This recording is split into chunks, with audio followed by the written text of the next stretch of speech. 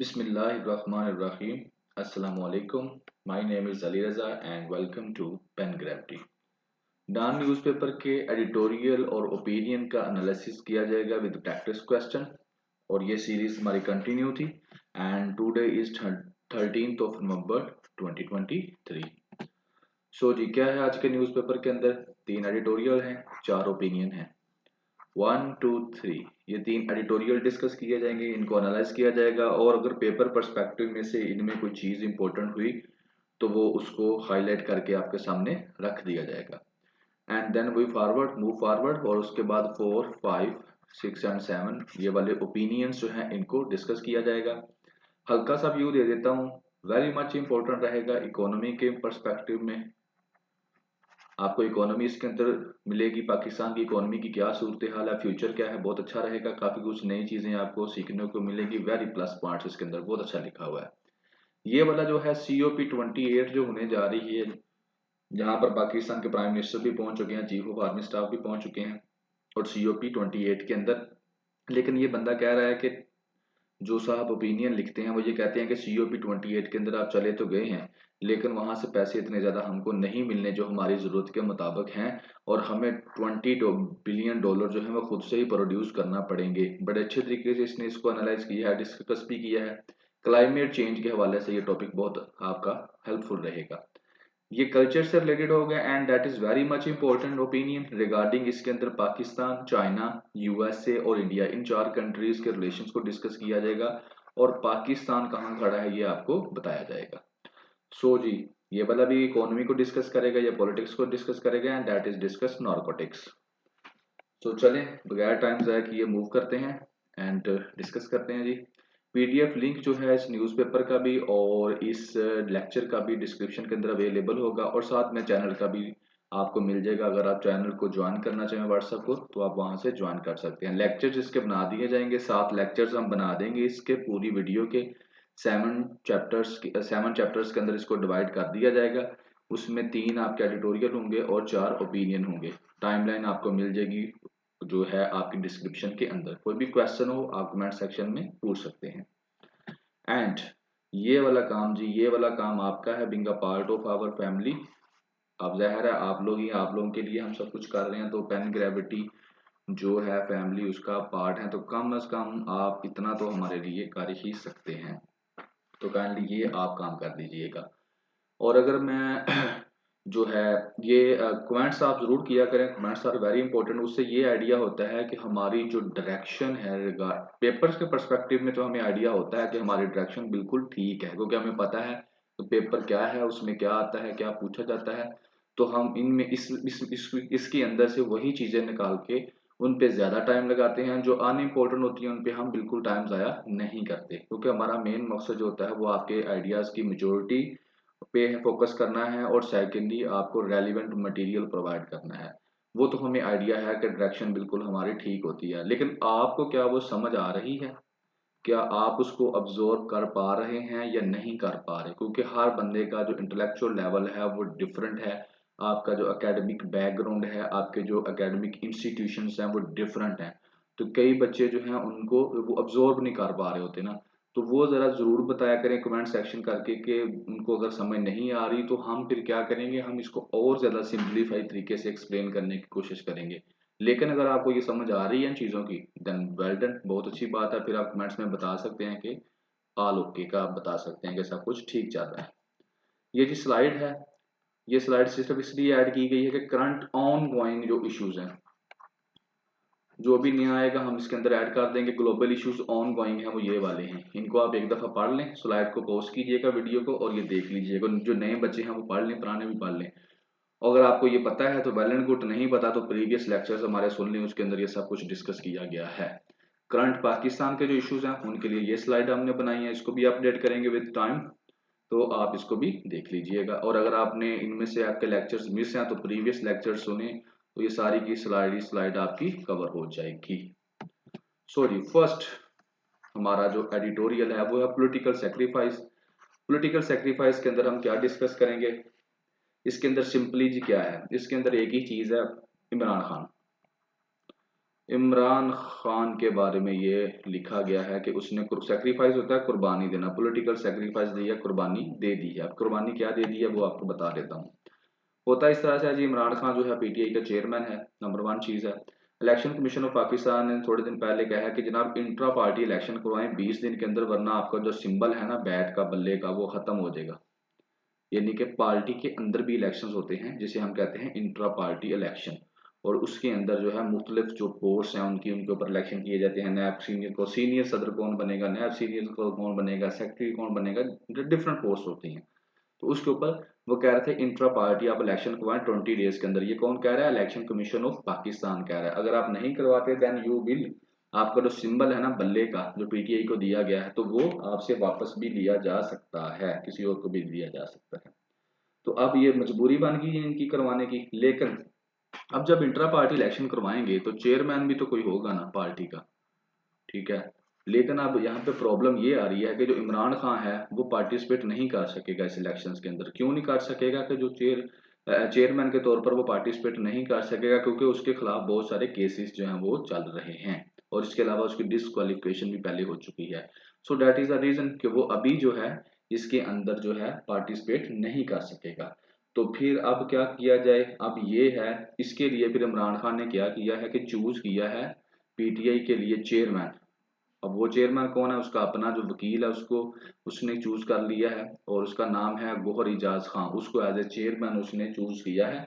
और अब इसके अंदर इंट्रा पार्टी इलेक्शन करवाए जाएंगे, और उसके बाद ये पार्टी जो है ये इलेक्शन में जाएगी। अगर इंट्रा पार्टी इलेक्शन नहीं होते तो ये पार्टी इलेक्शन में नहीं जा सकेगी, और अगर ये पार्टी इलेक्शन में नहीं जाती तो ये कश्ती जो पीटीआई की है ये डूब सकती है। लिहाजा इमरान खान ने ये कुर्बानी दे दी है, और अपनी जगह पर गौहर इजाज खान को क्या बना दिया है? चेयरमैन बना दिया है।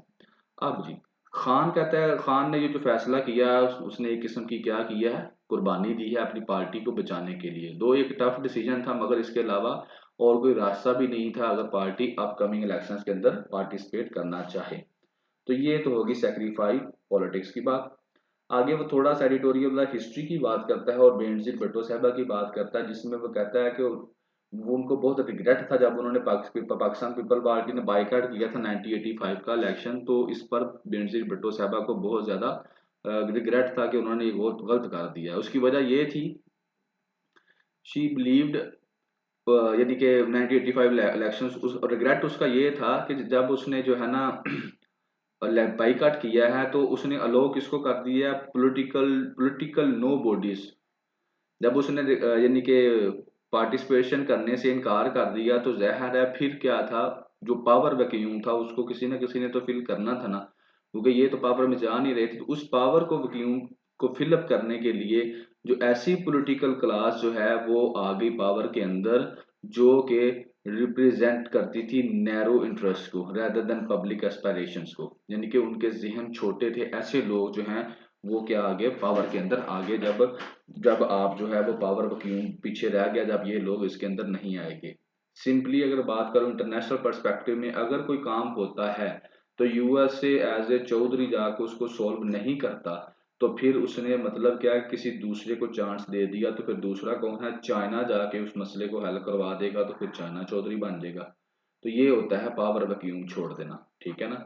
तो यही काम पीपल पार्टी ने भी किया उस वक्त, क्योंकि ये पावर में थी, अच्छी पार्टी थी, लोग इनको यानी कि जानते थे, मानते थे, बड़ी इनकी पॉपुलैरिटी थी। लेकिन उन्होंने बाइकाट करके ये नुकसान कर लिया उस वक्त। तो ये अब इमरान खान नहीं चाह रहा कि वो बाइकाट करे या इस किस्म का कोई काम करे, तो लिहाजा उसने सेक्रीफाइस दे दी, उसने कुर्बानी दे दी, और गौहर इजाज खान को क्या बना दिया? चेयरमैन बना दिया। सो that is in first one में। क्विक फिक्स नेशन, इकोनॉमी की बात करेगा इसके अंदर, ठीक है। हम ऐसी नेशन हैं जो जल्दी जल्दी कहते हैं कि सारा कुछ ठीक हो जाए, एकदम से इकोनॉमी भी ठीक हो जाए, एकदम से जॉब्स भी आ जाए, और एकदम से सारा कुछ ठीक हो जाए। लेकिन ऐसा गलत है। ऐसा करेंगे तो कुछ ज्यादा देर तक नहीं चलेगा। उसके लिए वर्ल्ड बैंक के जो दो मेन बंदे हैं उन्होंने पाकिस्तान को एडवाइस भी दिया कि आप ये जो प्लानिंग करते हैं ना, इस तरह के शॉर्टकट मारते हैं ना, कि एकदम से आपकी इकोनॉमी ठीक हो जाए, तो ठीक तो हो जाती है लेकिन ज्यादा अरसा ठीक नहीं रहती, और फिर दोबारा से आपको वहीं पर जा, बल्कि उससे भी बुरी हालत में जाना पड़ता है। तो लिहाजा आप लंबे प्लान करें, अच्छे ऐसे प्लान करें जो लॉन्ग टर्म्स हो। तो ये जो क्विक फिक्स करते हैं ना आप लोग, फिक्सिनेशन बने हुए हैं, इससे अवॉइड करें। तो ये हम डिस्कस करेंगे इस इकोनॉमी के एडिटोरियल के अंदर।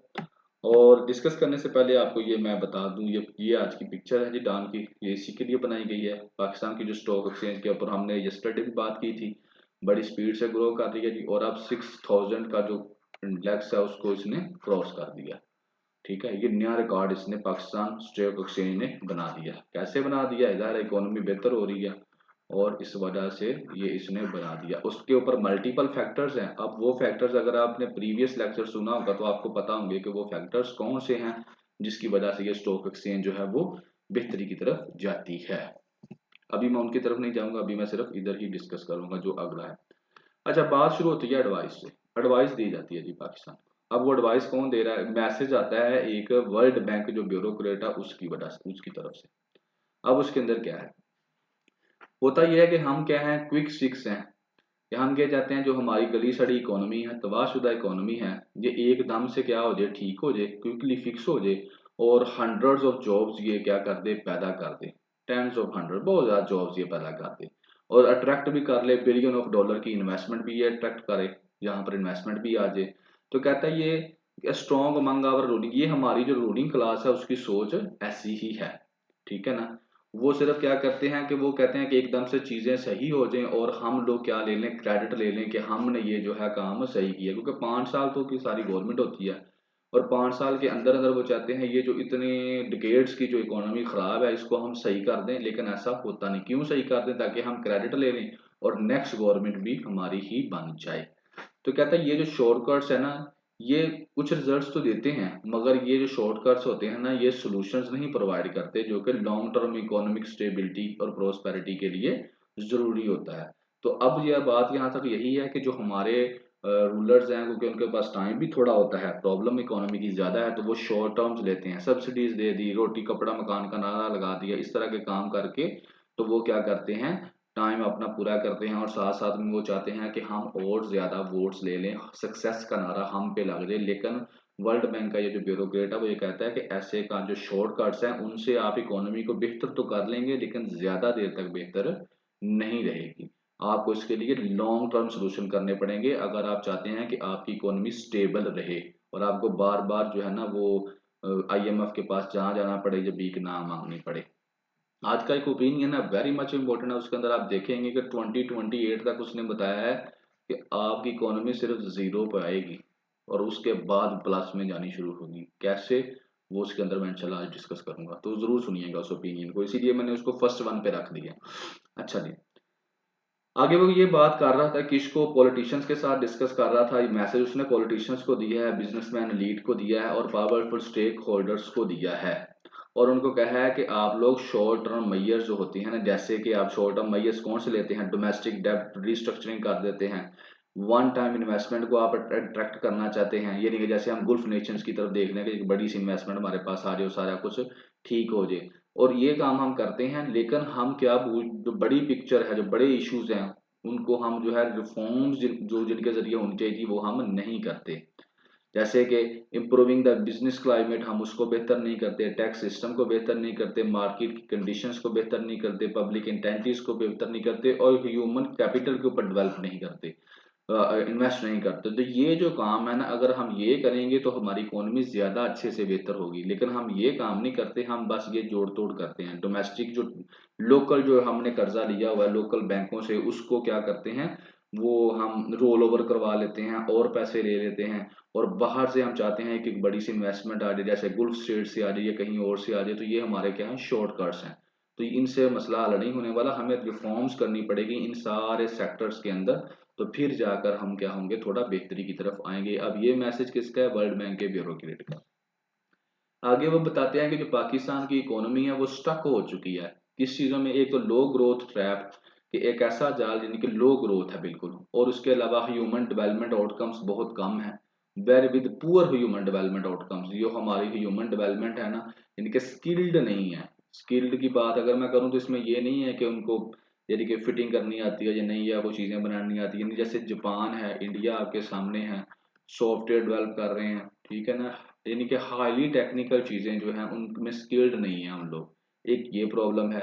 एंड इंक्रीजिंग पॉवर्टी, और इसके अलावा जो गुर्बत बढ़ रही है उसकी भी एक ये वजह है, एंड इंक्रीजिंग पॉवर्टी। तो ये इसकी वजह से क्या है, जो पाकिस्तानी इकोनॉमी है वो स्टक हो चुकी है। और इसके अलावा जो क्लाइमेट शॉक्स हमें मिल रहे हैं, यानी कि अब हमें $30 बिलियन का नुकसान हो गया जब 2022 का फ्लड आया, ठीक है ना। 1/3 हमारा जो लैंड तबाह हो गई, ठीक है। और ऑलमोस्ट अगर मैं मिस्टेक नहीं कर रहा तो आई थिंक सो 20 मिलियन जो लोग थे वो इससे डिस्टर्ब हुए थे। तो ये भी क्या है, ये भी हमारी इकोनॉमी के लिए दचका था। तो ये क्लाइमेट शॉक्स भी आ जाते हैं, वो भी डिस्टर्ब कर सकते हैं। और फिर रिसोर्सेज भी नहीं है हमारे पास कि हम डेवलपमेंट और क्लाइमेट अडाप्टेशन करें, कोई भी डेवलपमेंट का प्रोजेक्ट लगाएं उसको इस तरीके से लगाएं कि वो क्लाइमेट अडाप्टेशन हो, यानी कि क्लाइमेट रेजिलियंट हो। नेक्स्ट जो अगर कोई सैलाब आता है तो उसको वो रोक सके। तो ऐसे इतने हमारे पास रिसोर्सेज भी नहीं है। तो फिर इन वजह से, इन सारी वजूहात की वजह से क्या है, जो हमारी इकोनॉमी है वो स्टक हो चुकी है।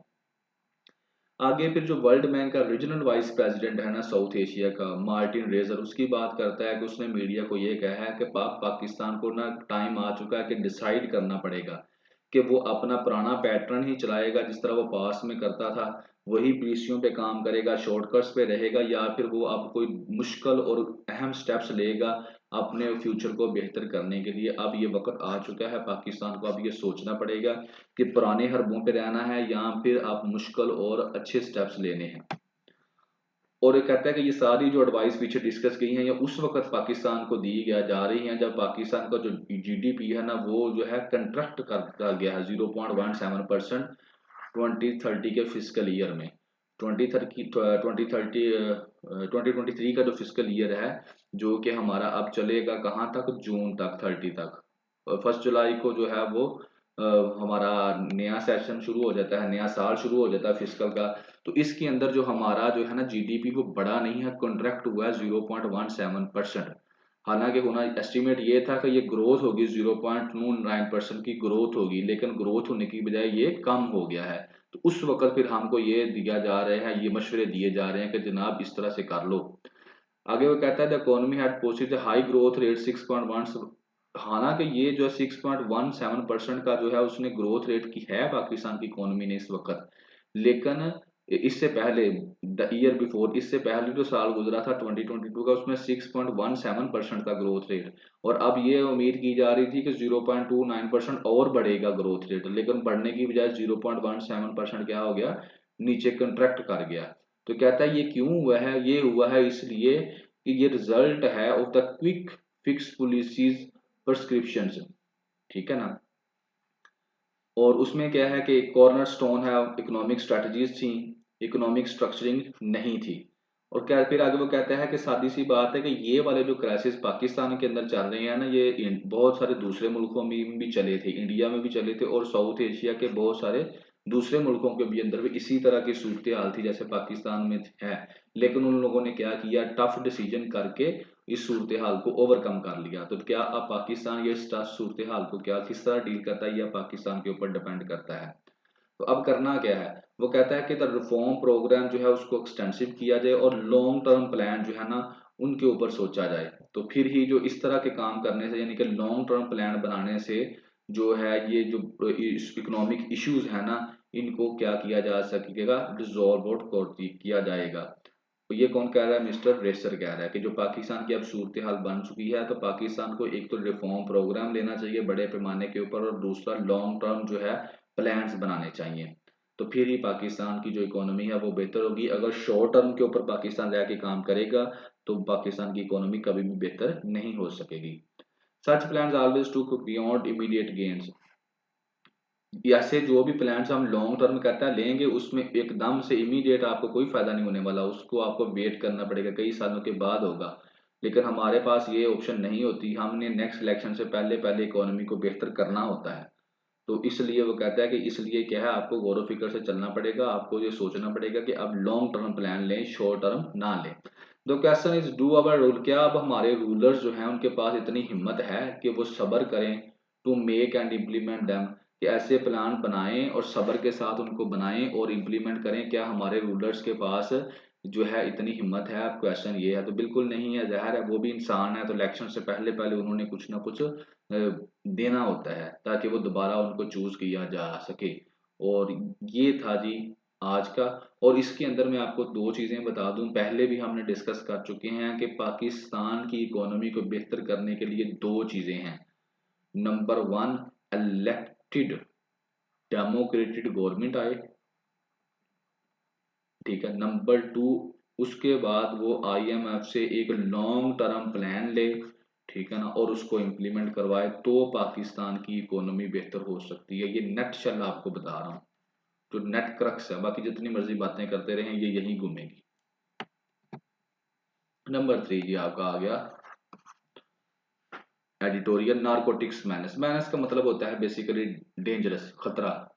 तो नारकोटिक्स मैनेस के अंदर वो सिंध की बात करेगा, सूबे की कराची की बात करेगा, वहां पे बताएगा कि कितने ज्यादा जो नशई हैं वो हो चुके हैं, कितनी ज्यादा ये नारकोटिक जो है, ये नशा जो है ये बेचा जा रहा है, कितने परसेंट लोग पाकिस्तान के जो हैं वो इसके वो नशा कर रहे हैं।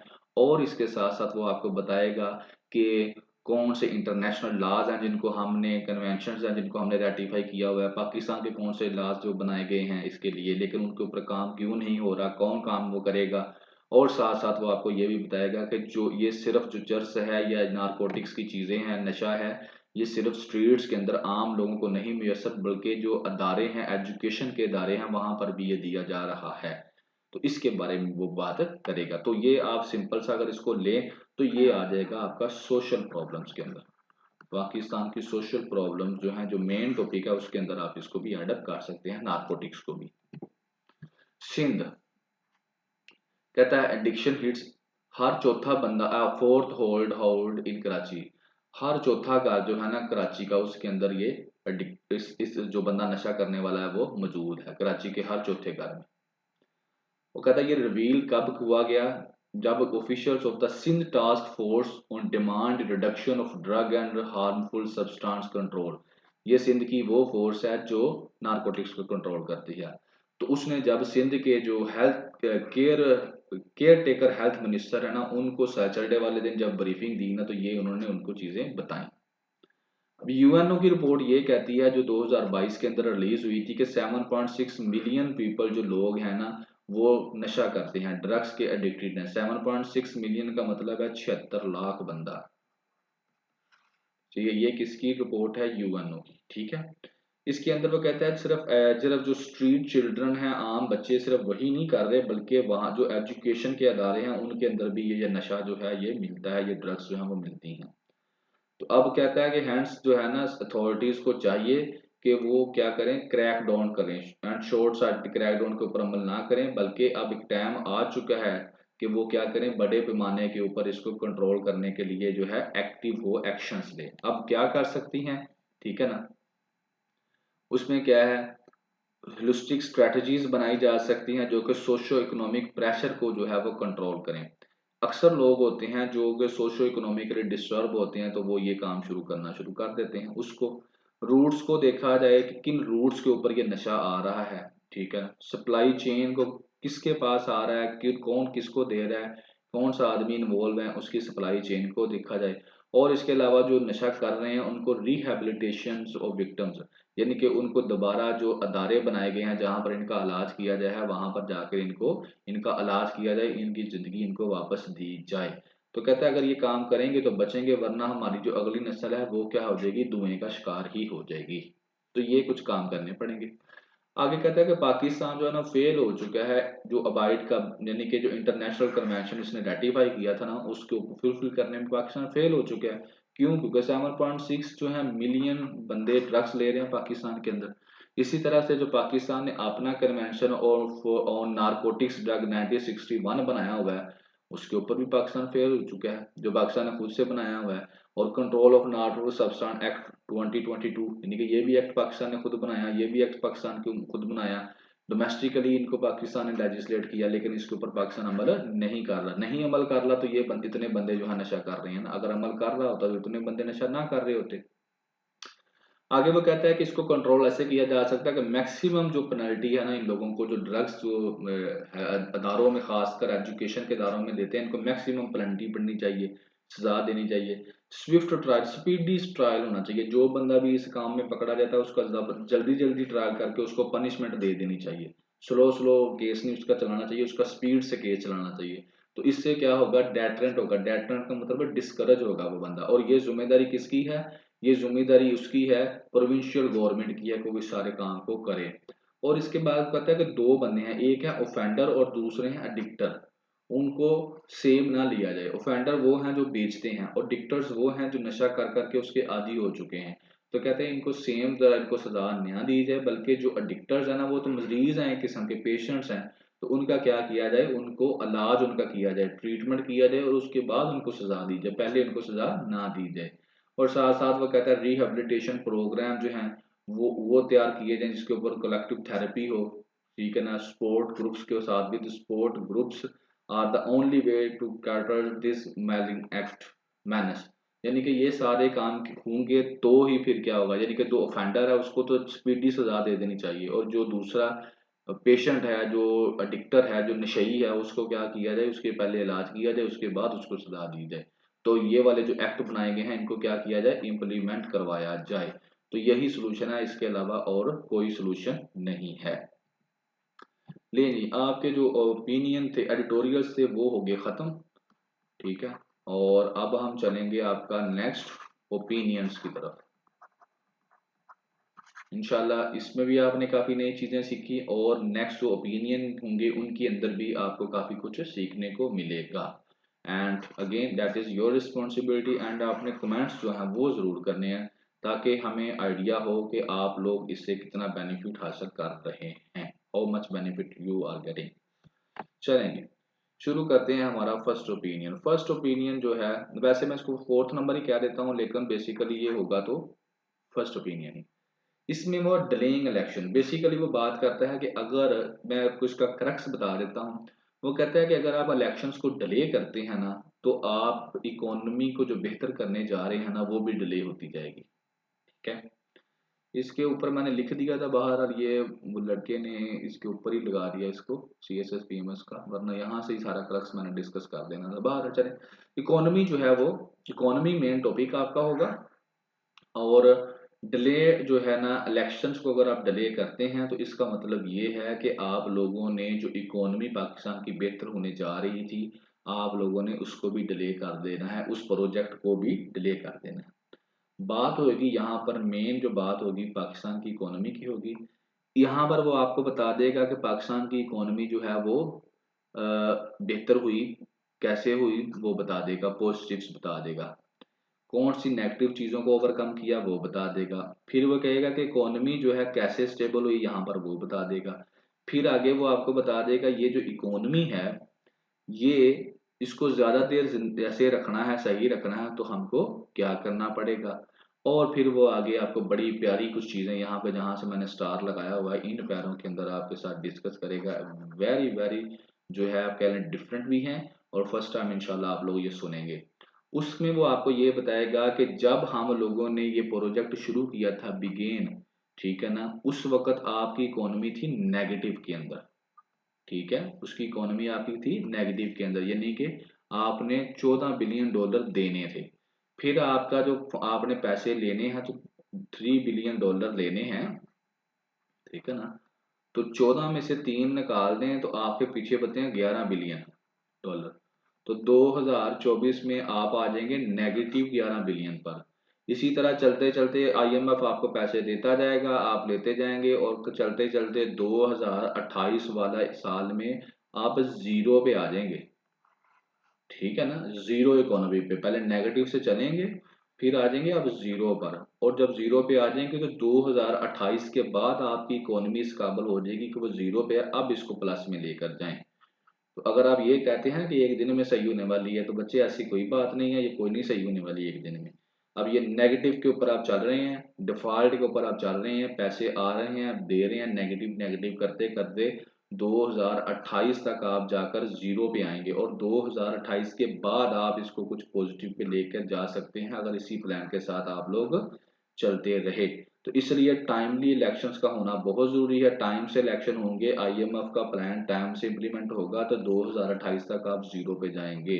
अगर इलेक्शंस लेट हो जाते हैं तो समझ लें फिर 2028 के आगे फिर जीरो आपका आने में बड़ा टाइम लगेगा।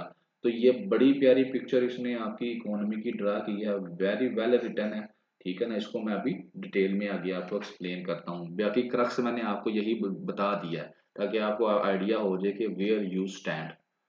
चलें जी। कहता है कि अगर टाइमली इलेक्शंस नहीं होते तो कौन डिस्टर्ब होगा। फर्स्ट नंबर पर विक्टिम होगा, शिकार होगा आम आदमी, और दूसरे नंबर पर शिकार होगी इकोनॉमी। ठीक है, ये दो काम होंगे अगर टाइमली इलेक्शंस नहीं होते। तो कहता है जो स्टेबिलिटी आई है इकोनॉमी के अंदर थोड़ी सी, तो उससे क्या हुआ है पॉजिटिव, उससे ये हुआ है कि आपकी जो इन्फ्लेशन है वो कम हो गई है। ये सारी चीजें यहाँ से लेकर ये यहाँ तक इसने लिखी हैं कि आपकी इन्फ्लेशन जो है वो कम हो गई है, एक्सचेंज रेट आपका बेहतर हो गया है, और आपका इसके अलावा और क्या होगा, फॉरेन एक्सचेंज रिजर्व जो हैं वो जो नीचे को जा रहे थे वो थोड़े से बेहतर हो गए हैं, और आपकी जो ग्रोथ बिल्कुल जमीन को लगी हुई थी वो भी थोड़ी सी अप हो गई है। ठीक है ना। और फिर वो कहता है कि बुरे दिन जो है वो जा चुके हैं। ठीक है ना। ठीक है ना। बुरे दिनों में क्या था कि कीमतें बहुत ज्यादा थी, एक्सचेंज रेट जो था वोलाटाइल था, और इंटरेस्ट रेट जो था बहुत ज्यादा था। ठीक है ना। और आईएमएफ के रिव्यूज जो थे वो स्टॉप हो चुके थे। तो ये वाले जो बुरे दिन थे ये जा चुके, अब थोड़ी बेहतरी आ गई है। अब ये बेहतरी आई कैसे है, अब इस पैरे के अंदर वो आपको बताएगा ये बेहतरी कैसे आई। हल्का सा बता देता हूँ। पॉलिटिकल सेटअप जो आज का लगा हुआ है, पुराने वाला जा चुका है जिसमें पीडीएम थी, तो अब क्या है केयर टेकर आ चुका है पॉलिटिकल सेटअप। तो चलो उससे भी कुछ बेहतरी हुई है। और इसके अलावा स्टैंड बाय अरेंजमेंट्स जो थे, एसबीए स्टैंड बाय अरेंजमेंट्स जो आईएमएफ ने अनाउंस किए थे उसकी वजह से, और इसके अलावा जो इम्प्लीमेंटेशन करवाई गई है आईएमएफ के जो प्रोग्राम थे उनकी वजह से, और इसके अलावा जो पॉलिटिकल कंपटीशन था, जो वो जो नो वोट कॉन्फिडेंस जो था इमरान खान के खिलाफ वो गुजर चुका 2022 में, उसके बाद उसकी वजह से, मैक्रो इकोनॉमिक परफॉर्मेंस की वजह से। ठीक है ना। और इसके अलावा जो डिमांड को कम करके, ठीक है, और इसके अलावा आप लोगों ने क्या किया, इंपोर्ट्स को कम कर दिया। ठीक है। और साथ में आपने क्या किया, फॉरेन एक्सचेंज रिजर्व को थोड़ा सा बचा कर रखा। तो ये सारे के सारे काम करने की वजह से आपके मुल्क की जो इकोनॉमी थी वो थोड़ी सी अब स्टेबल हो चुकी है। लेकिन वो क्या है, गुड न्यूज एंड्स, जो अच्छी खबर है वो एंड हो चुकी है, वो ये है कि ये जहां पे वो ये कहना चाहता है कि पहले की तरह अब नहीं चल सकता। पहले ये जो होता था कि आईएमएफ की तरफ से एक प्लान आता था, और उस पैसे से आप क्या करते थे, काफी एक आपके एक दो साल गुजर जाते थे, लेकिन अब सूरत हाल काफी मुश्किल हो चुकी है। अब जो आईएमएफ का पैसा आया है ना आईएमएफ प्लान से, उससे जो है वो ज्यादा अरसा आपका नहीं गुजरेगा। तो लिहाजा जो अच्छे दिन है ना वो समझ लें कि जल्दी ही जाने वाले हैं। क्यों जाने वाले हैं, क्योंकि आपकी जो जो डिफॉल्ट था ना इकोनॉमी का, उसकी बात करता है, कहता है ये भागकर तो आपकी इकोनॉमी जल्दी जल्दी स्पीड से जो है ना ये जो डिफॉल्ट हो जाती है जल्दी जल्दी। तो अपने जहन में ये रखें कि अब ये जो आपको थोड़ा सा सुकून नजर आ रहा है ना, थोड़ा सा इकोनॉमी के अंदर कामनेस नजर आ रही है, तो इसको आप इस्तेमाल करें बिल्डअप करने में, कि इकोनॉमी को बिल्डअप कर लें, शटर डाउन कर लें इसको। ठीक हो गया जी। आगे वो कहता है कि अगर आप यही चाहते हैं ना, ये जो आपका इकोनॉमी का जहाज है इसी तरह से चलता रहे, नीचे को डूबे ना, इसी तरतीब से आहिस्ता आहिस्ता चलता रहे, तो फिर आपको क्या करना पड़ेगा, आपको ये देखना पड़ेगा कि नेक्स्ट हमने क्या करना है, व्हाट नेक्स्ट। फिर ही आपका ये जहाज जो है ये बेहतर चलता जाएगा। और नेक्स्ट व्हाट के अंदर एक ही चीज आपके जहन में आती है, वो आता है एक और आईएमएफ प्रोग्राम। फिर ही आपका ये जो है जहाज जो है इकोनॉमी का स्मूथली चलेगा, अगर आपको एक और जो है वो आईएमएफ प्रोग्राम मिल जाएगा। अब ये तो होगी बातें। अब यहाँ से बच्चे बहुत गौर से आपने सुनना है, इसके अंदर बहुत इंपॉर्टेंट उसने बातें लिखी हैं। कहता है कि जो करंट जो है ना स्ट्रक्चरल आपका अरेंजमेंट, स्टैंड बाय अरेंजमेंट जो प्रोग्राम है आईएमएफ का, तो उससे क्या होने वाला है, वो तो सिर्फ आपकी जो इकोनॉमी जो डिफॉल्ट होने जा रही थी ना वो उसको बचाएगा। ठीक है। It does not reverse the direction, और nor that does it prepare the ground for growth. बड़ा प्यारे उसने वर्ड लिखे हैं यहाँ पर।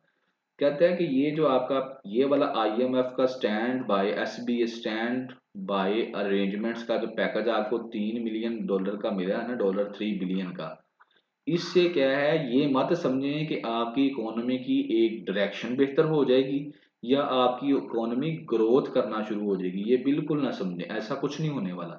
इन पैसों से तो सिर्फ आपकी इकोनॉमी जो डिफॉल्ट में पड़ी थी ना, डिफॉल्ट के अंदर जा रही थी, ठीक है ना, वो जो है उससे क्या होगी, अब वो थोड़ी सी सीधी हो जाएगी, डिफॉल्ट में नहीं जाएगी। जो नीचे डूब रही थी ना, उसको डूब कर थोड़ा सा सीधा किया उसने, बस ये काम किया है। अब वो कहता है कि यहाँ पर वो आपको बड़ी अच्छी मिसाल देता है, कहता है ये बात अगर आपको मैं समझाऊं ना वैसे, अगर आप मेरी बात को नहीं समझ रहे तो आपको वैसे समझाता हूँ सादा अल्फाज के अंदर। हम सिर्फ एक इंडिकेटर कहता है इकोनॉमी का देख लेते हैं, जिससे हमें पता चल जाता है कि किसी मुल्क की इकोनॉमी की क्या सूरत हाल है। और वो इंडिकेटर ये है, नेट इंटरनेशनल रिजर्व्स। किसी मुल्क के पास जो नेट इंटरनेशनल रिजर्व्स हैं वो कितने हैं। नेट इंटरनेशनल रिजर्व्स उनको कहते हैं, जो ये कहता है कि net international reserves are a key indicator for measuring the ability of an economy to meet foreign currency requirements after all its debt services obligations have been paid। यानी कि ये एक इंडिकेटर है, जब एक मुल्क जो है वो उसने जितना कर्जे की किस्त वगैरह देनी होती है वो देने के बाद जो उसके पास पैसे बच जाते हैं, नेट इंटरनेशनल रिजर्व जो फॉरेन करेंसी बच जाती है, उससे हमें पता चलता है कि ये मुल्क की इकोनॉमी कितनी अच्छी है, कितनी स्ट्रांग है। तो ये हम सिर्फ कहता है यही एक दे लिखते हैं। तो इसको कहता है अगर हम देखें तो पाकिस्तान कहता है कि पाकिस्तान के तो NIR है, नेट इंटरनेशनल रिजर्व्स हैं, वो तो नेगेटिव के अंदर पड़े हुए हैं, ठीक है ना। मीनिंग द कंट्री डेब्ट services payment holding the foreign exchange reserves design to first lift the number to zero. यानी कि पाकिस्तान के ये तो नेगेटिव के अंदर है, पहले नेगेटिव कितना है, $14 बिलियन। कौन है, NIR। तो पहले जो इसको नेगेटिव से लेके जाएंगे जीरो पर, फिर जीरो से इसको लेके जाएंगे पॉजिटिव पर, तो फिर जाकर कहीं आपकी इकोनॉमी सीधी होगी। तो अभी तो इतना पड़ा हुआ है NIR, तो इसके अंदर $3 बिलियन आप लोगों ने अभी इसको क्या करने हैं, IMF ने दिए हैं, तो इसके अंदर आप ऐड करेंगे, तो फिर जाकर ये अगले स्टेप पे जाएगी। तो ये आपकी इकोनॉमी की सूरत हाल है प्रेजेंट वाली। तो इससे आपको पता चल जाएगा कि आपकी इकोनॉमी क्या है। यानी कि पाकिस्तान की इकोनॉमी अभी के लिए जनाबी अली सिर्फ जीरो पे भी नहीं आई, तो जीरो पे ही आ जाए। और इसका मैं नीचे वाले का क्रक्स मैंने यहाँ पर लिख दिया, वो ये है कि ये शुरू होता है जब पाकिस्तान का तो $14 बिलियन आप लोग जब अभी आप प्रोग्राम शुरू करते हैं ना IMF का, तो इतना है। फिर 2024 जून तक हमें $3 बिलियन मिलेंगे, तो हमारा -$11 बिलियन पे हमारी इकोनॉमी चली जाएगी। फिर चलते चलते हमें पैसे मिलते जाएंगे, तो 2018 तक हम माइनस से निकलकर जीरो पे आ जाएंगे, यानी कि क्लियर होंगे। और 2028 के बाद जो है हम सोच सकेंगे कि असल एडजस्टमेंट इकोनॉमी में क्या करनी है। तो ये है इसका मेन क्रक्स जो वो बताना चाह रहा है आपको, ठीक है ना। कि दो बच्चे अगर आप समझदार हैं तो सोच लें कि पाकिस्तान की इकोनॉमी में अगर आपने कोई अच्छी तब्दीली करनी है, इसको कुछ ग्रोथ की तरफ लेके जाना है, तो वो काम शुरू होगा 2028 के बाद। उससे पहले भूल जाएं, उससे पहले कोई माइका लाल इसको कुछ भी नहीं कर सकता। क्यों, क्योंकि ये तो जा रही है नेगेटिव के अंदर। पहले नेगेटिव के अंदर हम पैसे डालेंगे, इसको जीरो पे लेके आएंगे, जब ये जीरो पे आ जाएगी फिर हम इसके अंदर कोई चेंजिंग्स करके तो इसको पॉजिटिव पे लेके जाएंगे। अब ये नेगेटिव, जीरो और पॉजिटिव क्या है, ये है आपके जो इंटरनेशनल रिजर्व्स हैं, net international NIR, net international reserves. Net international reserves क्या होते हैं, ये होती है फॉरेन करेंसी। जब कौन सी फॉरेन करेंसी, जब आपने सारे अपने कर्जे कुर्जे उतार लिए हों, सारे पैसे जिनके देने हैं दे दिए हों, उसके बाद आपके पास जो पैसे बचते हैं फॉरेन करेंसी की शक्ल में, उनको हम कहते हैं NIR। तो पाकिस्तान के पास अभी NIR जीरो भी नहीं है। अभी NIR पाकिस्तान के पास कितना था, $14 बिलियन नेगेटिव के अंदर, ठीक है। तो अभी 3 बिलियन हमको किसने दिया, IMF ने। तो हम चले गए जाएंगे जून 2024 में कहां पर, -$11 बिलियन पे। तो फिर 2028 तक अगर IMF हमको इसी तरह पैसे देता रहा तो हम जाएंगे जीरो पर। और उसके बाद फिर हम सोचेंगे कुछ और करके, कोई एडजस्टमेंट करके पॉजिटिव पे जाने का। तो लिहाजा समझ लें कि we are standing where, negative. Pakistan की इकोनॉमी अभी नेगेटिव में है, डिफॉल्ट में है। ठीक हो गया जी। तो ये बेसिकली इसके अंदर वो सारी चीजें वो कहना चाह रहा था। आगे वो क्या कहता है जी, आगे वो यही बात करता है कि ये तो मेन जो थी ना, जो जान वाली बात थी वो यही थी, मैंने आपको बता दी है, ठीक है। और ये फैक्ट्स एंड फिगर्स आप नोट भी बेशक कर लीजिएगा। अब वो कहता है कि 2017 में भी इसी तरह से, कि 2017 को किसने स्पेशल बनाया, उसके अंदर भी इकोनॉमी को जरूरत थी इन्हीं चीजों की, लेकिन इमरान खान ने उस वक्त इन चीजों को नहीं छेड़ा और कोई भी नहीं छेड़ता, क्योंकि ये लॉन्ग टर्म्स होती हैं, तो इसलिए कोई भी इनको नहीं लेता। हर एक पॉलिटिशियन यही कहता है कि शॉर्ट टर्म मैं सेटिंग कर लूं, लेकिन शॉर्ट टर्म सेटिंग्स होती नहीं है। एंड फिर वो फाइनली बात ये करता है कि अगर आप इलेक्शंस को डिले करेंगे ना, तो इसका मतलब है जो मैंने ऊपर आपको टाइमलाइन बताई है ना, वो सारी की सारी डिस्टर्ब हो जाएगी और वो टाइमलाइन आगे चली जाएगी। एंड प्रेजेंट रूलर जो है वो कहता है कि क्या करते हैं, सारे यही समझते हैं कि जो है इस वक्त प्रेजेंटली कौन चला रहा है पाकिस्तान को, एस्टेब्लिशमेंट चला रही है, लिहाजा फिर उन्हीं की जिम्मेदारी है वो जो मर्जी करते रहें। लेकिन वो कहता है ये बिल्कुल गलत सोच है कि जो अगर stability study fast implementation fund program, कि पाकिस्तान की जो स्टेबिलिटी है, इकोनॉमिकल स्टेबिलिटी है, वो दो चीज़ों के ऊपर ही है। नंबर वन क्या है कि एक तो लॉफुल गवर्नमेंट इलेक्शन करवाने के बाद पाकिस्तान के अंदर आ जाए, और उसके बाद वो क्या करे, वो आईएमएफ का एक लॉन्ग टर्म प्लान ले और उस प्लान को प्रॉपरली इम्प्लीमेंट करे, और इम्प्लीमेंट जब वो कर देगी तो उसके बाद क्या है, पाकिस्तान इस पहले नेगेटिव से चलेगा, जीरो पे आएगा इकोनॉमी, और जीरो से चल के फिर पाकिस्तान की इकोनॉमी पॉजिटिव पे आएगी, और उसके बाद जो है वी विल प्रोग्रेस, हम प्रोग्रेस करेंगे। लेकिन अभी के जो फैक्ट्स एंड फिगर है, हमें जीरो तक पहुंचने में 2028 तक, हम यानी कि 4 साल बाद जीरो पे पहुंचेंगे। अब देखें जीरो पर भी पहुंचते हैं या नहीं पहुंचते, ये तो वक्त ही बताएगा। तो जनाब ये था आपका इकोनॉमी का, और वो होपफुली मुझे उम्मीद है कि आप लोगों ने कई नई चीजें इसके अंदर सीखी होंगी, जो भी आपका ये इकोनॉमी वाला था। फैक्ट्स एंड फिगर्स इसके ऊपर लिखे हुए हैं, आप बेशक नोट डाउन भी कर सकते हैं। आगे जी आ जाए आपका फिफ्थ वन टॉपिक।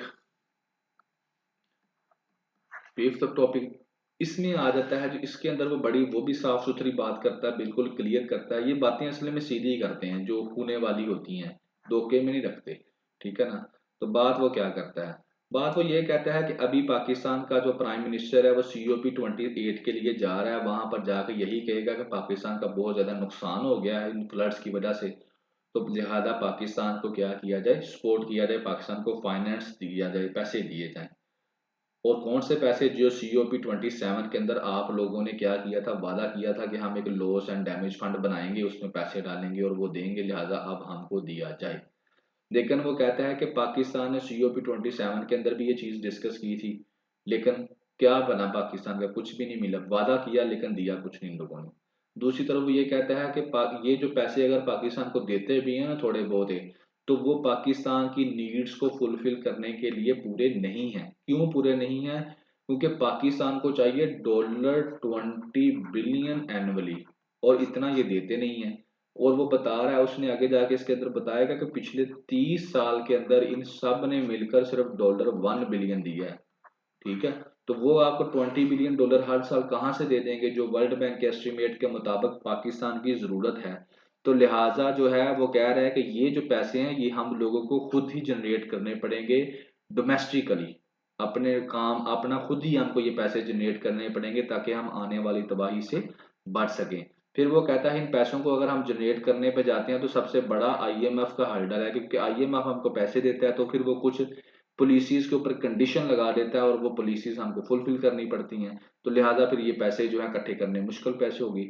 फिर वो एक और एंगल बताता है कि हम पानी को बेच कर, पानी के ऊपर प्राइसिंग टैग लगाकर एग्रीकल्चर के थ्रू हम ये कुछ पैसे जो है इकट्ठे कर सकते हैं, और उन पैसों को हम क्या कर सकते हैं, और जो क्लाइमेट के जो हमारे प्रॉब्लम्स हैं जिनकी वजह से फ्लड ये वो, वहां पर हम पैसे ये लगा सकते हैं। और साथ साथ फिर हम इंटरनेशनल कम्युनिटी को भी कहते रहेंगे कि हमें पैसे दो। तो ये है जनाबी अली इस पूरे के पूरे ओपिनियन का क्रक्स।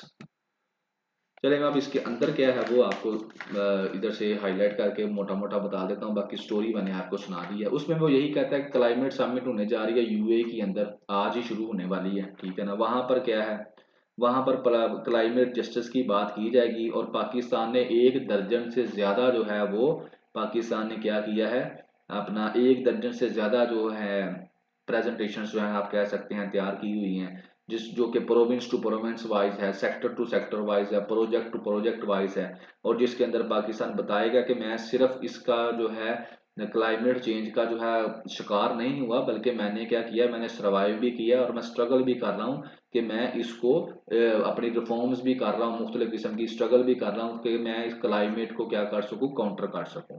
तो ये वहां पर COP28 के अंदर पाकिस्तान जो है बताएगा उन सबको। COP27 के अंदर क्या हुआ, फिर वो यही बताता है, कहता है what are the strategic objectives of this highlighting high level engagement. फिर वो कहता है कि जो आप ऊपर जा रहे हैं तो इसके इसके क्या है, इसके ऑब्जेक्टिव्स क्या हैं, ठीक है ना। तो कहता है कि इसका ऑब्जेक्टिव ये है कि पाकिस्तान जो है वो इंटर ग्लोबल कम्युनिटी से पूछेगा, यानी कि अट्रैक्ट करेगा इंटरनेशनल को कि जनाबी अली मुझको फाइनेंस किया जाए। लेकिन फिर वो क्वेश्चन ये करता है, क्या जो पिछले साल COP27 हुई थी शर्म अल शेख के अंदर, इजिप्ट के अंदर, उसमें भी तो पाकिस्तान ने अपने 2022 फ्लड के बारे में सारी प्रेजेंटेशन दी थी ना। और फिर जनवरी 2023 के अंदर एक इंटरनेशनल असिस्टेंस के नाम के ऊपर क्या हुआ, international assistance based on the resilient recovery rehabilitation reconstruction framework के ऊपर एक ये बुलाई भी गई, और उन्होंने वादा भी किया कि पाकिस्तान को हम पैसे देंगे, लेकिन पैसे दिए तो नहीं है, तो क्या फायदा हुआ जब उन्होंने उस वक्त भी नहीं दिए, तो आप फिर जा रहे हैं। तो बहरहाल कहता है कि इसके अलावा भी क्या पाकिस्तान के पास कोई प्लान बी भी है, अगर ये दोबारा से पैसे नहीं देते तो क्या फिर हम ऐसे ही बैठे रहेंगे। और फिर वो सिंपली यही कहता है कि जनाब असल बात ये है, सिंपली कैन नॉट मीट, कि ये जो ग्लोबल क्लाइमेट वाले हैं ना, जो बड़ी बड़ी टीमें बनी हुई है, ये हमारी ज़रूरियात को पूरा नहीं कर सकती। यहाँ तक कि अगर ये लॉस एंड डैमेज फंड भी बना लेते हैं, उसके अंदर पैसे भी डाल देते हैं, तो नहीं ये हमारी ज़रूरत को पूरी कर सकती। क्यों? क्योंकि वर्ल्ड बैंक ने ये कहा है कि हमारा जो है ना $20 बिलियन एनुअली हम जरूर को ज़रूरत है, जो कि क्या है 5% है हमारे कंट्री के GDP के बराबर। इतने पैसों की हमें ज़रूरत है और इनमें से कोई भी हमको ये पैसे नहीं देगा, ठीक है ना। एंड कोई भी, यानी कि वो यहाँ पे कहता है कि हमको, यहाँ नीचे कहता है कि कोई भी ये हमको ये पैसे नहीं देगा। तो फिर वो कहता है कि पाकिस्तान जो है कि इसके अलावा पाकिस्तान के पास और कोई ऑप्शन नहीं है कि पाकिस्तान डोमेस्टिक जो रिसोर्सेज है उनको यूज करते हुए ये $20 बिलियन का इंतजाम करे, ठीक है ना। जैसे वो कहता है कि $30 बिलियन जो है वो फ्लड्स के अंदर जो है वो हमारी तबाही हो जाती है, मिसाल देता है, कहता है इतनी हमारी क्या हो जाती है, तबाही हो जाती है। कहता है कि ये जो अमाउंट है ना $30 बिलियन की, ये तो जनाबी अली उससे this amount was more than the, उस अमाउंट, टोटल अमाउंट जो UNFCC फंड जो है, टोटल फंड जो है ना UNFCC, उसकी टोटल फंड से भी ये अमाउंट ज्यादा $30 बिलियन। तो आप कैसे कह सकते हैं वो आपको $20 बिलियन जो है वो दे देंगे, ठीक है ना। एक चीज तो आगे फिर वो नाम लेता है, ग्लोबल इन्वायरमेंट फैसिलिटी 1991, एक ये है फंड, ठीक है ना। और इसके अलावा ये अगली का नाम लेता है the adaptation fund and the green climate fund. इनका आपको नाम याद करने की जरूरत नहीं है वो खास पेपर पर्सपेक्टिव में, बस आप जो आपको पॉइंट्स मिल रहे हैं अपने जहन में रखें कि कितने ये देते हैं। और उसके बाद वो आगे आपको बताता है कि इन सब ने कलेक्टिवली कितने हैं, $22 बिलियन जो है वो पैसे खर्च किए हैं पूरी दुनिया के अंदर।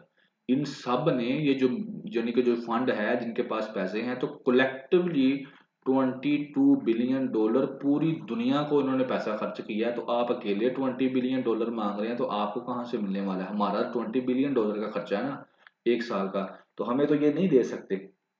और आगे वो पाकिस्तान की बात करता है कि पाकिस्तान को इन्होंने लेस देन $1 बिलियन दिया है, $1 बिलियन, लेस देन $1 बिलियन दिया है पिछले 30 साल के अंदर, ठीक है ना। तो लिहाजा वो कहता है कि ये एक्सपेक्ट करना कि हमें वहां से पैसे मिलेंगे, ये तो बिल्कुल ही गलत बात है, हमें कोई इतने ज्यादा पैसे नहीं मिल सकते।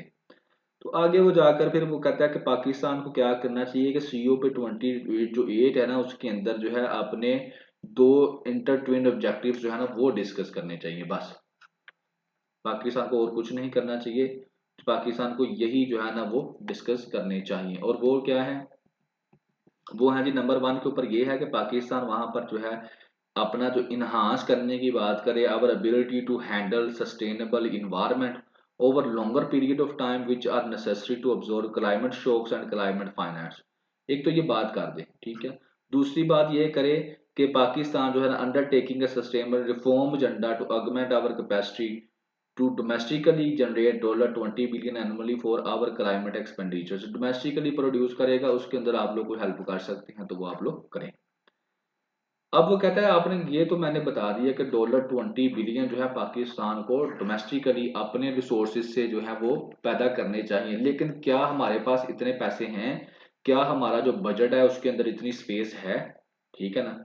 तो वो कहता है यहाँ पे यही क्वेश्चन कहता है, क्या हमारे बजट के अंदर इतनी स्पेस है कि $20 बिलियन जो है वो निकाल के हमको दे दिए कि लो जी जाओ क्लाइमेट के प्रोग्राम के ऊपर लगा लो।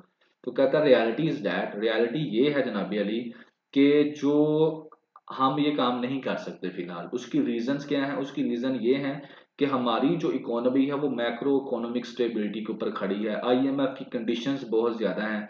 तो इस वजह से जो है हम अभी फिलहाल जो है वो ऐसा कोई काम नहीं कर सकते। हमें क्योंकि उन कंडीशंस को फुलफिल करना है, लेकिन हम with passage of time reforms कर सकते हैं ताकि आने वाले वक्त के अंदर क्या कर सके, हम बेहतर कर सके चीजों को। और यहाँ पर भी वो एक आपको एक मिसाल देता है वाटर की, वाटर प्राइसिंग, कि आप ऐसा करें जो पानी है ना, जो एग्रीकल्चर सेक्टर को दिया जाता है या दूसरी चीजों को दिया जाता है, तो आप उस पानी के ऊपर क्या कर दें, प्राइसिंग लगा दें। तो उससे क्या होगा, आप लोगों को पैसा इकट्ठा आप कर लेंगे और वो पैसा जो है आप लोग क्या कर सकेंगे, कल को क्लाइमेट रिजिलियंट प्रोग्राम के ऊपर आप क्या कर सकेंगे, यूज कर सकेंगे। और साथ साथ एक फायदा ये भी हो जाएगा कि जो पानी है वो एक उसका जो है ना फजूल इस्तेमाल नहीं होगा। तो ये कहता है इसी तरह का एक एक्सपेरिमेंट जो है वो केपेकी के अंदर भी किया गया था, जहां से फिर वो बाद में क्या किया गया, जनरेट किया गया बाय टूरिज्म, रेवेन्यू वहां से इकट्ठा किया बाय टूरिज्म के तरीके के साथ। तो आप ये काम जो है वो कर सकते हैं। और आगे जो है वो बाकी बहुत सारी बातें हैं, जो मेन बातें थी ना वो यही हैं। और इनके बाद वो आगे फिर वो कहते हैं कि आप उन जो इंटरनेशनल प्रोग्राम चल रहे हैं जैसे COP28 चल रही है, ठीक है, उनके साथ भी आप लोग तल्लक रखें, बातें करें, जितने मिलते हैं उनसे भी ले लें, बट मगर ये मत सोचें कि आपकी जितनी ज़रूरत है उसके मुताबिक वो आपको पेमेंट देंगे। तो ये जो ऊपर तरीकाकार बताया गया है वाटर प्राइसिंग का, इसको इस्तेमाल करें, टूरिज्म को इस्तेमाल करें, ठीक है ना, एग्रीकल्चर सेक्टर को आप लोग लें, इन सब को लेकर आप क्या करें, इसको इसके ऊपर क्या करें, आप लोग पैसा इकट्ठा करें और उसको क्लाइमेट रिजिलियंट के लिए इस्तेमाल करें। और इसके साथ जो पब्लिक सेक्टर डेवलपमेंट प्रोग्राम्स हैं, जो पब्लिक सेक्टर डेवलपमेंट प्रोग्राम चल रहे हैं, उनको अंदर भी आप क्या करें, बजटिंग करें, बजट टैग करें क्लाइमेट एक्सपेंटेशन के लिए, यानी कि उन डेवलपमेंट प्रोजेक्ट के साथ साथ आप क्या कर दें, थोड़ा सा और पैसे ऐड अप कर दें, जो कि जिनका फोकस ये हो कि क्लाइमेट रिजिलियंट हम लोगों ने नेक्स्ट जो भी काम करना है वो क्लाइमेट रिजिलियंट हम लोगों ने करना है। तो इस तरह से काम करने से क्या होगा कि विद पैसेज ऑफ टाइम जो है वो काम आप इम्प्रूवमेंट करते रहेंगे। और वर्ल्ड बैंक की है वो तकरीबन जो है 1% जो है वो किसी भी प्रोजेक्ट के ऊपर जो आपके पैसे होते हैं ना जो लगते हैं, तो क्लाइमेट रिजिलियंट के लिए 1% तक वो आपको देने का जो है वो प्रोग्राम बना रहे हैं। तो इससे भी पाकिस्तान को काफी बेनिफिट्स मिल सकते हैं। तो बेसिक जो बात करने वाली थी वो ये थी कि $20 बिलियन एनुअली पाकिस्तान को चाहिए क्लाइमेट रेजिलिएंट के लिए, लेकिन जिनसे पाकिस्तान ने उम्मीद लगाई हुई है वो इतना पैसा तो सारी दुनिया को नहीं बांटते, आप अकेले को उन्होंने कहाँ से देना है। तो लिहाजा आप फोकस करें अपने लोकल रिसोर्सेज के ऊपर, जिनके ऊपर वाटर प्राइसिंग भी एक सोर्स है, और बाकी जितने उधर से मिलते हैं आप लोग वो भी ले लें। तो जनाब ये था आपका second opinion. No we move up toward अपना थर्ड ओपिनियन, और ये आप कह सकते हैं फिफ्थ सिक्स टॉपिक है ये हमारा। इसके अंदर बात होगी बेसिकली यूएसए की, चाइना, पाकिस्तान और इंडिया, इनके रिलेशंस की, कि पाकिस्तान किससे क्या रिलेशंस रखता है, क्यों रखता है और क्या है। रिलेशंस की बात होगी, आपका टॉपिक है करंट अफेयर का, पाकिस्तान अफेयर का, इंटरनेशनल रिलेशंस का, और वैसे भी जनरल भी आपको इसके बारे में पता होना चाहिए कि व्हाट्स गोइंग ऑन। चलें जी इसको देखते हैं। इसके अंदर वो ये बात करता है कि पाकिस्तान की जो फॉरेन पॉलिसी है ना उसके मुताबिक ये है कि चाइना के साथ भी अच्छा ताल्लुक रखना है और वाशिंगटन के साथ भी नहीं बिगाड़नी, ठीक है ना। नो डाउट चाइना और यूएसए दोनों के साथ इनके अच्छे ताल्लुक रखने हैं, ये पाकिस्तान की फॉरेन पॉलिसी है। लेकिन चाइना और यूएसए की जो रवायलरी है ना, जो आपस की दुश्मनी है, जो पाकिस्तान के लिए फिर क्या करती है, मसला पैदा करती है। लेकिन वो कहते हैं अभी थोड़े दिन पहले जो मीटिंग हुई है ना जी की और बाइडेन की सैन फ्रांसिस्को के अंदर, उससे क्या हुआ कि चलो पाकिस्तान को थोड़ा सांसों का सांस मिल गया है कि पाकिस्तान की जो एक प्लानिंग है ना वो चलो बेहतर हो गई है।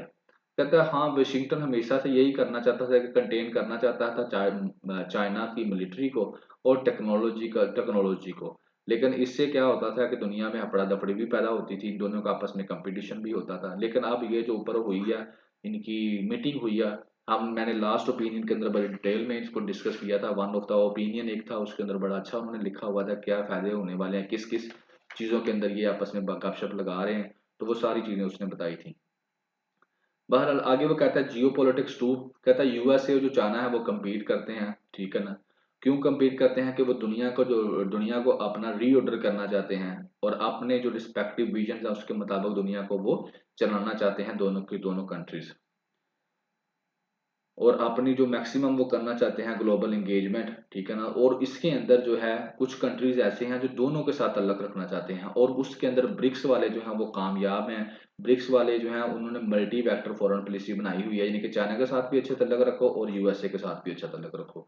लेकिन पाकिस्तान ये करने में बिल्कुल भी कहता है कि पाकिस्तान इस स्ट्रेटजी से कोई फायदा नहीं उठा सका, जो ब्रिक्स स्ट्रेटजी थी, ठीक है ना, उससे पाकिस्तान कोई फायदा खास नहीं उठा सका। अब क्या है कि पाकिस्तान का जो चाइना के साथ तल्लक है वो डिफरेंट है, और यूएसए के साथ जो है वो डिफरेंट है। क्योंकि जो चाइना के साथ पाकिस्तान का तल्लक है उसको लोग देखते हैं जैसे रोमांटिक एक रिलेशनशिप को देखा जाता है, और जो यूएसए के साथ जो पाकिस्तान का तल्लक है उसको बहुत सख्त नज़र से लोग देखते हैं, जो हमारे आम लोग हैं। लेकिन वो कहता है कि हालांकि जो ऑफिशियल्स हैं, जो पॉलिसी मेकर्स हैं, वो ये भी कहते हैं कि पाकिस्तान की जो ज़्यादा डिपेंडेंस है ना चाइना के ऊपर, तो ये भी क्या है पाकिस्तान के लिए है रिस्क है एक फ्यूचर के लिए। तो लिहाजा पाकिस्तान को क्या करना चाहिए, ज़्यादा चाइना के ऊपर भी डिपेंड नहीं करना चाहिए, बल्कि जो है अमेरिका के साथ भी वर्किंग रिलेशनशिप्स जो हैं वो रखने चाहिए। और उन वर्किंग रिलेशनशिप्स को क्यों रखना चाहिए, क्योंकि वो हमारा एक तो एक्सपोर्टर है, लीडिंग एक्सपोर्टर है, हम उसको एक्सपोर्ट करते हैं बहुत ज़्यादा चीज़ें। फॉरेन इन्वेस्टर भी है वो मेजर पाकिस्तान के अंदर। और इसके अलावा जो लाइफ लाइन है हमारी आईएमएफ, तो वो किसके ऊपर हमारी इकोनॉमी आईएमएफ के ऊपर डिपेंडेंट है, और आईएमएफ किसके फैसलों के ऊपर डिपेंडेंट है, यूएसए के, ठीक है ना। और इसके अलावा जो साउथ एशिया की जो स्टेबिलिटी है उसके अंदर भी वो की होल्डर है कौन, यूएसए। तो ये सारी चीजें होने की वजह से हमें चाइना की तरफ ज्यादा नहीं गिरना चाहिए, ज्यादा टिल्ट नहीं करना चाहिए, बल्कि यूएसए को भी क्या करना चाहिए, साथ साथ मैनेज करना चाहिए। नो डाउट हमारे जो लोग हैं वो इसको पसंद नहीं करते। आगे वो कहते हैं कि लोगों की जो रिजर्वेशन है अगेंस्ट द यूएसए, वो तो वैसे की वैसे ही रहेंगी, लेकिन असल में जो ट्रू बेनिफिट्स हैं वो यूएसए के साथ आप कह सकते हैं तल्लुक रखने के, वो उनको भी हमें हैवी जो है प्राइस अदा करनी पड़ती है। जैसे कि वो कहते हैं कि सिक्योरिटी डोमिनेशन जो है इसकी वजह से आइडियोलॉजिकल रूटेड है। और इसके अलावा जो है यूएसए की जो पाकिस्तान के अंदर पॉलिटिकल प्रोसेस है उसके अंदर बड़ी इंटरफेरेंस है। और फाइनली जो इसकी यूएसए की वार्स हैं उसकी वजह से पाकिस्तान के अंदर, जैसे अफगानिस्तान की थी, अफगानिस्तान में रशिया आया, फिर 9/11 के बाद अमेरिका पाकिस्तान में आया, तो उसकी वजह से भी क्या है पाकिस्तान की जो है पाकिस्तान के अंदर इंस्टेबिलिटी आई, एक्सट्रीमिज्म आया। तो ये सारे का सारा जो है इससे इसकी वजह से क्या होता है, ये यूएसए के साथ दोस्ती रखने का हमको कुछ नुकसान भी होता है। लेकिन वो आगे कहता है कि ये जो हमारा जो यूएसए के साथ तल्लक है ना, इसको मिस परसेप्शन भी इसकी की जाती है। मिस परसेप्शन ये की जाती है कि हमारा ये जो तल्लक है ना ये एड पे डिपेंडेड है, कि हम यूएसए से पैसे लेते हैं और उसके साथ तल्लक बनाया हुआ है। और इस वजह से क्या हुआ है कि यूएसए अब हमसे उठा गया है बहुत ज्यादा, और उसने अब क्या कर दिया, अपना जो तल्लक है ना, अपना जो साथी है वो इंडिया को बना लिया, स्विच कर दिया इंडिया की तरफ से। एक रीजन ये भी है कि हमारी मिसपरसेप्शन भी है। हालांकि वो कहता है कि यूएसए ने बहुत ज़्यादा मकामात के ऊपर पाकिस्तान की सर्विसेज को वैल्यूएबल भी कहा है, और इसको वो सराहा भी है कि पाकिस्तान जो है उसकी सर्विसेज वैल्यूएबल्स हैं। और स्पेसिफिक जो एरियाज हैं जियोपॉलिटिकल के और सिक्योरिटी चैलेंजेस के ऊपर टाइम टू टाइम उसने उन सर्विसेज से बहुत ज़्यादा फायदा भी उठाया है। लेकिन ये हमारी गलती है कि हम समझते हैं इसको एड बेस है। कहते यही वजह कि 1962 की जंग के बाद जो कि चाइना और इंडिया के दरमियान हुई है, उसके बावजूद भी पाकिस्तान के क्या है, चाइना के साथ भी रिलेशन है, लेकिन अमेरिका ने कभी पाकिस्तान को ज्यादा उसके ऊपर नहीं दबाया कि तुम उनके साथ बिल्कुल अपने रिलेशन हो वो खत्म कर दो। अच्छा, वो कहता है आगे फिर बात करता है कि China until the rise of China, इसके ऊपर वो बात करता है कि ग्लोबलाइजेशन होती है, इंफॉर्मेशन टेक्नोलॉजी, ठीक है ना, और religious extremism, that American started seeing certain lasting strategies. जब और इसके अलावा वो कहता है जब तक ये नहीं होता तो रिलेशनशिप जो थे एशिया दूरो इट्स रिलेशनशिप विद इंडिया, जब तक ये वाली ऊपर वाली चीजें नहीं थी ना तब तक तो ठीक था। लेकिन उसके बाद अब क्या है कि जो चाइना है ना और अमेरिका है ना, वो अब इंडिया की मदद से क्या करना चाहता है, चाइनीज का जो इन्फ्लुएंस है उसको क्या करना चाहता है, काउंटर करना चाहता है, ठीक है ना। और वो चाइनीज इन्फ्लुएंस उस रीजन के अंदर काउंटर करना चाहता है, और पाकिस्तान की कोऑपरेशन चाहता है सिक्योरिटी थ्रेट के अंदर। सिक्योरिटी के अंदर वो चाहता है कि पाकिस्तान मेरी मदद कर दे, और दूसरा चाइना का जो इन्फ्लुएंस है इकोनॉमी में, ग्लोबलाइजेशन में, टेक्नोलॉजी में, तो उसको काउंटर करने के लिए वो चाहता है कि कौन, इंडिया मेरी हेल्प कर दे, इंडिया मेरे साथ मिल जाए। अब वो आगे कहता है जो ग्रेट पावर की रिवाइवरी है ना, जियो पॉलिटिक्स है, रीजनल पॉलिटिक्स है बिकम मोर कम्प्लेक्स। अब ये जो आ गया ना वक्त, इसमें बहुत ज्यादा ये कम्प्लेक्स हो चुकी है, जिसके अंदर ट्रेड वार भी है, कोविड-19 भी आ गया, सप्लाई चेन इश्यूज हैं, नेशनल सिक्योरिटी कंसर्न्स हैं। तो ये सारी चीजों ने पकड़ कर क्या कर दिया, ये जो जियो पॉलिटिक्स है ना साउथ एशिया की, इसको बहुत ज्यादा कम्प्लेक्स कर दिया है। तो एक तरफ तो वो ये चाहता है कि चाइना का जो एक्सपेंडिंग है ना, इकोनॉमिकली एक्सपैंड कर रहा है, उसको मैं काउंटर कर लूं, और दूसरी तरफ वो ये भी चाहता है कि ये जो मिडिल पावर्स हैं, जो कि मल्टीपोलर वर्ल्ड की वजह से, जो मतलब कि मिडिल पावर जैसे इंडिया वगैरह, तो मल्टीपोलर वर्ल्ड बनती जा रही है ना। पहले तो बाईपोलर थी ना, बाईपोलर के अंदर सिर्फ आ रहा था यूएसए एंड चाइना। पहले यूएसए रशिया था, अब चाइना आ रहा है। पहले यूनिपोलर था जिसमें यूएसए था, फिर मल्टीपोलर हो गई, अब चाइना भी आ गया। तो बाईपोलर होगी जिसमें चाइना भी आ गया, और अब मल्टीपोलर होती जा रही है, यानी कि मिडिल कंट्रीज उसके अंदर उठकर सामने आनी शुरू हो गई हैं, इंडिया। तो चाइना, यूएसए ये भी नहीं चाहता। यूएसए चाहता है कि मैं चाइना को काउंटर कर दूं, और साथ में जो मल्टीपोलर वर्ल्ड की चीजें निकल के बाहर आ रही हैं, ये भी बाहर ना आए।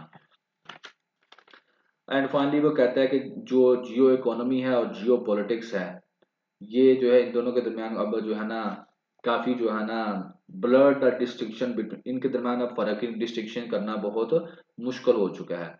अब इंडिया जो है उस वो अपने आप को जो कहता है ना, इंडिया इसके रास्ते में आ गया है। यानी कि इंडिया जो है उसके बारे में वो कहता है कि geo strategic position on Indian ocean.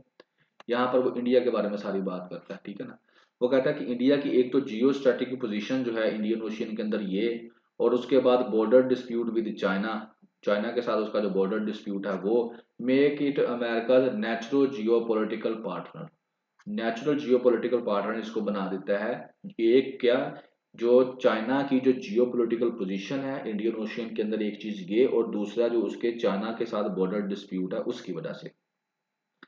And इसके साथ साथ इसकी टेक्नोलॉजिकल एंड इकोनॉमिक पोटेंशियल जो है ना, ये इसको अट्रैक्टिव पार्टनर भी बनाता है जियो इकोनॉमी के अंदर, जियो पॉलिटिक्स के अंदर उस वजह से, और जियो इकोनॉमी के अंदर इस वजह से कि इसकी जो एक टेक्नोलॉजी के अंदर ये इंपॉर्टेंट बनता जा रहा है, मैक्रो इकोनॉमिक पोटेंशियल की वजह से ये भी इंपॉर्टेंट बनता जा रहा है। अब यूएसए ये चाहता है कि अपना आर्टिफिशियल जो डेवलपमेंट है ना, ठीक है ना, उसको क्या करे, उसके लिए उसको इंडिया चाहिए, ठीक है ना। यानी कि यूएसए अब चाहता है कि वो एक्सेलरेट करे अपनी आर्टिफिशियल डेवलपमेंट, और ये फील करता है कि इंडिया जो है उसकी हेल्प करे, ठीक है ना, और वो प्रोवाइड करे साइंटिस्ट और साथ में टेक्नोलॉजिस्ट एंड इंजीनियर्स, किसको, यूएसए को, ताकि उसकी ये शॉर्टेज जो है वो पूरी हो जाए, और वो आर्टिफिशियल इंटेलिजेंस के अंदर वो काम कर सके। फिर वो कहता है कि अमेरिका के जो रिलेशन है ना इंडिया के साथ और पाकिस्तान के साथ, वो बिल्कुल कंपेरेबल ही नहीं है। क्यों कंपेरेबल इसलिए नहीं है कि इंडिया का जो है चाइना के साथ डिस्प्यूट है, उसकी लोकेशन अच्छी है, उसके पास साइंटिस्ट हैं, उसके पास टेक्नोलॉजिस्ट हैं, इंजीनियर्स हैं, तो ये सारी चीजें उसके पास हैं। तो जिसकी वजह से हम ये नहीं कह सकते कि उसके रिलेशन अच्छे क्यों हैं और हमारे अच्छे क्यों नहीं है। तो वो कंपेरेबल ही नहीं है। दूसरी तरफ जो पाकिस्तान है, तो उसका जो फ्यूचर है वो डिफरेंट है, बिल्कुल बिल्कुल ही। और लिहाजा पाकिस्तान को भी क्या चाहिए, Pakistan has not but value for Washington but it's would not be the future. Pakistan को वाशिंगटन के साथ भी मिलकर काम करना चाहिए, लेकिन ये उसका फ्यूचर बिल्कुल नहीं होना चाहिए। एंड फाइनली बॉटम लाइन ये है पाकिस्तान के लिए जनाब, कि जो यूएसए है ना, not perfect but are still necessary. Pakistan के यूएसए के साथ जो तल्लक हैं वो परफेक्ट नहीं है, ties with the USA are not perfect, but हमें उसकी ज़रूरत है। और दूसरी तरफ जो चाइना के साथ है ना, वो भी इंडिस्पेंसिबल है, but not sufficient for Pakistan needs, वो भी सफिशिएंट नहीं है। तो लिहाजा हमें ना तो चाइना को छोड़ना चाहिए और ना ही यूएसए को छोड़ना चाहिए अपने फ्यूचर को लेकर, यही पाकिस्तान के हक में बेहतर है। अगर बिल्कुल एक तरफ डिवाइड कर जाता है तो पाकिस्तान फुलफिल नहीं कर सकेगा। क्यों, क्योंकि यूएसए इज इम्पोर्टेंट हमारे लिए। क्यों, क्योंकि हम उसको एक्सपोर्ट करते हैं चीजें, ट्रेडिंग पार्टनर है, साउथ एशिया के अंदर उसकी चलती है, ठीक है। इकोनॉमी में आईएमएफ के अंदर उसकी चलती है, आईएमएफ से हम पैसे लेके अपनी इकोनॉमी को चलाते हैं, इसलिए हमें यूएसए को भी हम नहीं छोड़ सकते। चाइना जो है उसको भी नहीं छोड़ सकते क्योंकि उससे भी हमने पैसे लिए हुए हैं, सादा सी बात है। फॉरेन पॉलिसी एनालिसिस के अंदर मैंने एक आर्टिकल डिस्कस किया हुआ है, तो उसमें आप देखिएगा कि सबसे ज्यादा जो पैसा है, मैं एंड एंड पे उसको लगा दूंगा इस वीडियो के एंड के ऊपर। तो सबसे ज्यादा जो दुनिया को पैसे दे रहा है वो आईएमएफ या वर्ल्ड बैंक नहीं, बल्कि सबसे ज्यादा जो कर्जा दे रहा है वो चाइना दे रहा है, और पाकिस्तान भी इज वन ऑफ देम जिसने चाइना से बहुत ज्यादा कर्जा ले चुके हैं। एंड द फाइनल आपका जो सेवंथ जो है ओपिनियन, वो है कल्चर के ऊपर, कल्चरल एस्केपिज्म। ठीक है, इसके ऊपर मैं आपका ज़्यादा टाइम वेस्ट नहीं करूंगा क्योंकि इसमें जो पेपर पर्सपेक्टिव में कोई खास चीज़ें उसने डिस्कस नहीं की, कल्चरल ज़्यादा बता दी हैं। बात ये करता है कि we live in a better society, बस यही एक पढ़ने वाला है। We live in a better society where public protest attract penalties. जो पब्लिक प्रोटेस्ट आप करेंगे तो आपको पेनल्टीज मिलेगी। Political figures like zoo animals are safe. जो पॉलिटिकल फिगर्स हैं और वो क्या है, जो जानवर जू के जानवर हैं उनकी तरह से वो क्या है, बार के पीछे ही अच्छे लगते हैं। और इसी तरह से जो आसमान है वहां पर आपको पतंगे उड़ती हुई नजर नहीं आएंगी। इसके अंदर बेसिकली वो कहता है कि विदाउट पेंटिंग की बात करता है, कहता है एक पेंटिंग होती है ना, वो बनाई जाती है, तो जब उसके नीचे बनाने वाला अपने सिग्नेचर कर देता है ना, तो उस सिग्नेचर से पहचान कर उसकी पेंटिंग की वैल्यू बढ़ जाती है। तो अगर आप पेंटिंग को बगैर सिग्नेचर के रखेंगे ना तो उसकी वैल्यू और होगी, सिग्नेचर करके रखेंगे तो उसकी वैल्यू और होगी। इसके अलावा वो मुगल इरा की पेंटिंग्स की बात करता है, इटालियन इरा की, लाहौर म्यूजियम की बात करेगा, पहाड़ी पेंटिंग्स की बात करेगा। तो कहता है कि इन पेंटिंग से क्या है, आप जब इनको देखते हैं तो आपको जो प्रीवियस वर्ल्ड गुजर चुकी है उसके बारे में बिल्कुल क्लियर आइडिया हो जाता है। लेकिन आज का जो दौर है वो मीडिया का दौर है जिसके अंदर मोनोपोली बहुत ज्यादा है, चीजों को दौड़ कर जो है वो एक्सप्लेन किया जाता है, तो रियलिटी जो है ना वो दबा दी जाती है। लेकिन पहले पेंटिंग्स होती थी और सिंसियर बंदे उनको सिंसियर तरीके से बना दे जाते थे और वो हमेशा के लिए फॉर एवर जो है वो जिंदा रहती थी। लेकिन अब जो है वो चीजें जो है वो जिंदा नहीं रहती, उनको मोनोपोली के जरिए खत्म कर दिया जाता है। तो यही था इसके अंदर, ज्यादा पेपर पर्सपेक्टिव में इसके अंदर कोई खास था नहीं। तो सर जनाब अली ये था आपका 2 डे लेक्चर। ठीक है, कमेंट्स आपने जरूर करने हैं और शेयर भी करें, लाइक भी करें, सब्सक्राइब भी करवाएं, and that is your responsibility. और कुछ भी क्वेश्चन आप पूछना चाहते हैं तो you can ask in comment section. So जी, have a good day, thank you very much. और दुआओं में याद रखिएगा, इंशाल्लाह नेक्स्ट लेक्चर जो है वो हम फिर अपलोड करेंगे ज़िंदगी रही तो। थैंक यू वेरी मच, अल्लाह हाफिज़।